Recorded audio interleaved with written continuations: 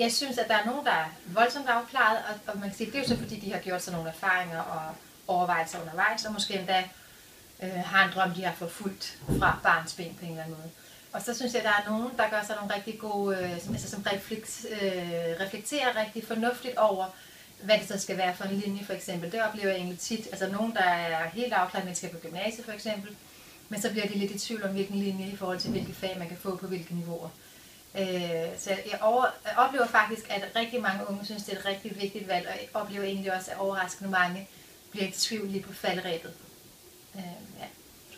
At det er vigtigt at tage en ungdomsuddannelse sådan for på længere sigt at kunne blive selvforsørgende. Det er jo i virkeligheden sådan det helt overordnede mål. For altså dem, der vælger at tage en erhvervsuddannelse, for dem så bliver ungdomsuddannelsen jo deres uddannelse. Altså dem, der bliver færdiguddannet som tømrer, murer, frisør, konditor, hvad det måtte være. Altså hvilken som helst af de her 107 erhvervsuddannelser er jo faktisk en færdig uddannelse, hvor man kan gå ud og søge arbejde. Dem, der vælger at tage en gymnasiel uddannelse, for dem er det jo et springbræt til en videregående uddannelse, så de kan gå ud og få et arbejde. Kan man sige, så er der nogle ting, der går i gang fra 7. klasse. I var for eksempel på færgebesøg, og I var ikke på bumtrøj, for der var ikke, da jeg gik i 7. Og så kan man sige, så begynder man at arbejde med nogle aktiviteter, man kalder uddannelse- og jobaktiviteter, som skolen er forpligtet på. Og så kan man sige, at i 8. skal man nu 1. december beslutte, om man går noget gymnasielt, eller om man tænker, at man skal have en erhvervsuddannelse.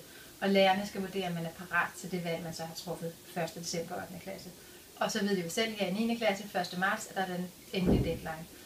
Men med den nye skolereform, så er det faktisk et lovkrav, at man arbejder med det timeløse fag, der hedder uddannelse og job fra 0. klasse. Sådan så, at man har en større baggrund og træffer kvalificeret valg på, når man skal ud af 9. Der er en kæmpe undersøgelse, der viser, at erhvervspraktikken er afgørende.